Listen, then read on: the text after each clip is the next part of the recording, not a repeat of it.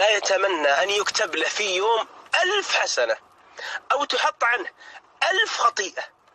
والله أجزم من كل واحد منا عاقل يتمنى أن يكتب له في يوم 1000 حسنة أو تحط عنه 1000 خطيئة. كلنا يتمنى يا أخوان 1000.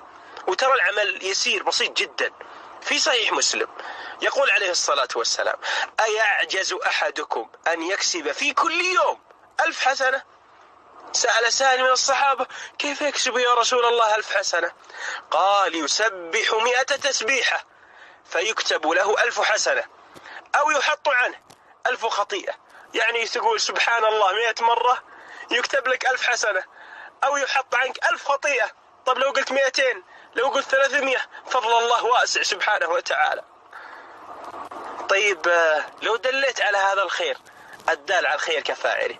كل من دليته على هذا الفضل